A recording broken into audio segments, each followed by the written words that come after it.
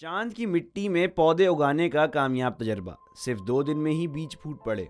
साइंसदानों ने पहली बार चांद की मिट्टी में पौधे उगाने में कामयाबी हासिल की है, जो चांद पर इंसान की तवील मुद्दती क़याम को मुमकिन बनाने की जानिब एक अहम कदम है। तहकीककारों ने सन 1969 और 1972 के अपोलो मिशंस के दौरान जमा किए गए मिट्टी के नमूनों को पौधे उगाने के लिए इस्तेमाल किया। तहकीककारों के लिए इस वक्त हैरत की इंतहा ना रही जब उन्होंने देखा कि चांद की मिट्टी में बीज सिर्फ 2 दिन में ही फूट पड़े। फ्लोरिडा यूनिवर्सिटी के प्रोफेसर और चांद की मिट्टी में पौधे उगाने से मुतालिक मकाले की शरीक मुसन्निफ नैलिजा पॉल ने कहा कि मैं आपको नहीं बता सकती कि हम कितना हैरान थे। हर पौधा चाहे चांद के नमूने में हो या कंट्रोल में तकरीबन 6 दिन तक एक जैसा नज़र आता था। इसके बाद इसमें तब्दीलियाँ रोनुमा होने लगी।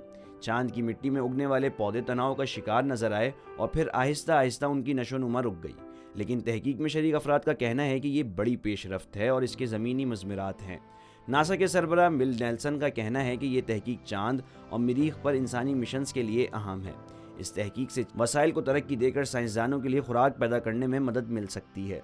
पौधों की नशोनुमा की ये बुनियादी तहकीक इस बात के हवाले से भी अहम है कि नासा के ज़राई शोबे में इख्तिराआत से हमें ये समझने में मदद मिल सकती है कि ज़मीन पर खुराक की कमी वाले इलाकों में पौधे की नशोनुमा में सामने आने वाले मसाइल पर कैसे काबू पाया जा सकता है।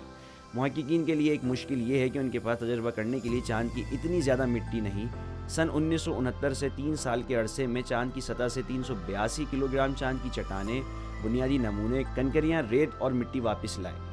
फ्लोरिडा यूनिवर्सिटी की टीम को नमूनों से तजर्बे के लिए फ़ी पौधा सिर्फ 1 ग्राम मिट्टी दी गई, जिसे कई दहाइयों से बंद रखा गया। नासा ने सन 1972 के बाद पहली बार सन 2025 में इंसानों को चांद पर उतारने का मंसूबा बना रखा है।